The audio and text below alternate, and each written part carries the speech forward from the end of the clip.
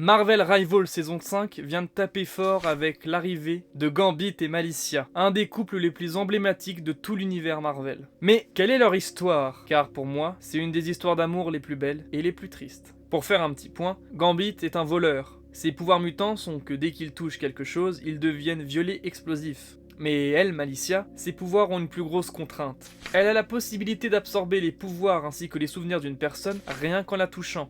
Mais malheureusement, elle absorbe aussi l'énergie vitale, ce qui l'empêche fortement de toucher qui que ce soit. Tout commence par l'arrivée de Gambit dans l'école du professeur Xavier. Et il faut savoir qu'il ne perdra pas beaucoup de temps avant de tomber amoureux de Malicia. Ayant alors de forts sentiments pour Rémi Lebeau, notre beau Gambit, leur amour, aussi beau soit-il, les empêche malheureusement de se toucher l'un et l'autre. Mais ça, c'est sans compter les mésaventures qui vont les attendre. En effet, après avoir franchi le cap, Malicia embrasse Gambit. Elle découvre alors les souvenirs de ce dernier, et également effrayée par son passif. Elle décide alors de quitter les X-Men, et si elle est choquée, ce n'est pas pour rien. Rémi Lebeau sera alors capturé et traduit devant un simulacre de procès face à Magneto, déguisé en Éric le Rouge, car son procès vise son implication dans le massacre des mutants, organisé par Mister Sinister. C'est alors que ça tombe entre les mains des X-Men qui vont le chasser, et il sera abandonné par Malicia en Antarctique. Plus tard, lors d'une mission voleur, il retrouvera les X-Men, et décide de les rejoindre, mais en grande partie pour Malicia, qui donnera tout pour l'aider face à Maribel, et également plus tard à laver son honneur. Mais suite à des événements avec les Extreme X-Men, Gambit fut capturé et son énergie utilisée, le rendant alors sans pouvoir. Mais après tout ça, il cherchera alors avec Malicia à vivre une vie normale. Et il se retire alors des X-Men. Pour une courte durée, j'ai oublié de le dire. Et Gambit retrouve ses pouvoirs, qu'il utilisera dans un combat face à Elias Bogan. Après tout ça, ils vont demander l'aide télépathique d'Emma Frost, car les deux ne peuvent toujours pas se toucher. Elle leur propose alors une thérapie télépathique, un traitement dur qui mettra à rude épreuve leur couple. Sauf que tout va encore plus se compliquer quand la mère adoptive de Malicia, Mystique, refait surface et ne voit pas en Rémi un gendre potentiel. Elle fera alors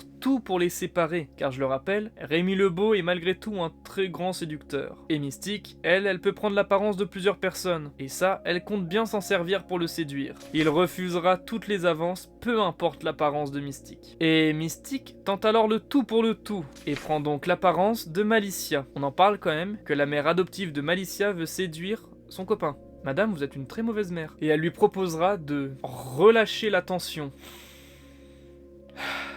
Madame, un peu de tenue, enfin c'est le cas de le dire. Ce qui permet du coup à Gambit de pouvoir toucher Malicia et d'aller à des choses plus extravagantes qu'un simple baiser. Mais là je pense qu'on a déjà pas mal avancé. Pour la suite, faudra voir la partie 2.